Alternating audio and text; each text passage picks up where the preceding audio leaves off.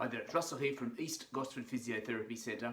I want to talk today about how to manage your shoulder pain.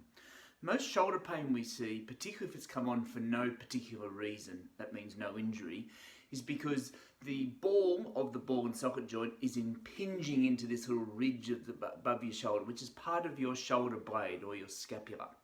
And what happens is as you lift up your arm, it rides into that ball and squashes the tissue between. That's what we call it the bursa. And it's also where one of your rotator cuff tendons sit. So what we need to do is we need to teach you how to get your arm to roll to the ball of the ball and socket joint to roll round that ridge and not squash into the tissue. And that's called impingement. So by far the most common shoulder pain I see in our physiotherapy clinic is an impingement pain. And it particularly happens as we get a bit older, into our 40s and 50s, I hate to tell you. So, what do we do about it? Firstly, we have to get your shoulder blades into a better position. And the most common thing we see is that people's shoulder blades tend to be dropped forward and down. And it's often because we're at computers and we're doing things in front of us. You can see when that happens, my shoulder blade really wants to drop down and stay forward. Look at yourself in the mirror and see if your shoulder blades are level, and also look for this little bit of a hollow in the front of your shoulder, and that's an indicator that your shoulder's sitting too far forward. So the first thing we want to do is think about your shoulder blade posture or your scapular posture, but often people have lost the feel of that, so we need to actually teach them how to use those muscles better that control their shoulder blade. And the first thing we do is we ask them to do a shrug, and if you think about these two exercises, I'm going to get you to set your shoulder girdles into a better position. And I'm doing a shrug now.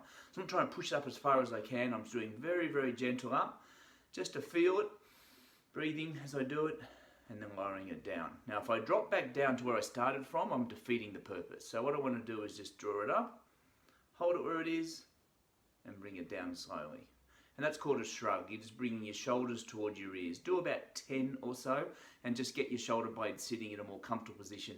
And the big muscle called your upper trapezius, which goes on both sides up into your neck, we're resetting it a little bit and giving you some awareness of how to use it better. So when you are doing things incidentally with your arm, you're not worrying about pinching the shoulder as much because the shoulder blade knows where to keep its position.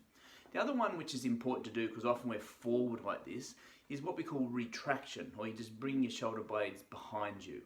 Now, it's not trying to pull back as far as you can and really tense up your back muscles. You're just trying to bring your shoulder blades back.